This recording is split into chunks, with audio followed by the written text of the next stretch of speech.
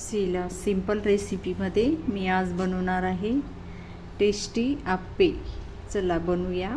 1 cup तांदूळ, अर्धा cup चना डाळ आणि पाव कप उडीद डाळ, आणि ते मी स्वच्छ करून धुवून आणि रात्रभर भिजवून ठेवलेले, आणि सकाळी मिक्सरला बारीक वाटून घेतलेले। उन्हाळ्यामध्ये छान असं पीठ फर्मंट होतं, आणि त्यामध्ये मी आता एक कांदा बारीक कट केलेला, टोमॅटो कट केलेला आणि कोथिंबीर आवडीनुसार टाकायचं सगळं।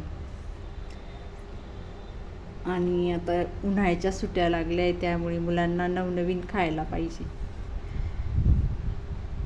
आणि टेस्टी आपले हे आप्पे खूपच आवडतील।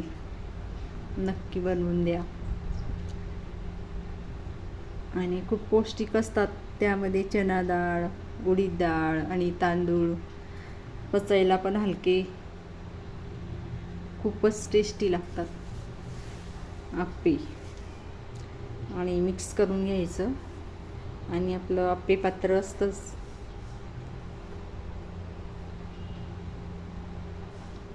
आप्पे पात्राला तेल लावून आणि त्यामध्ये थोडं थोडं हे पीठ टाकून द्यायचं, आणि आपले हे 5 मिनिटांमध्येच खमंग असे कुरकुरीत आप्पे तयार होतात। आणि एक बाजू झालेली, आता दुसऱ्या बाजूकडून पलटवून घ्यायचे आणि थोडंसं तेल टाकायचं।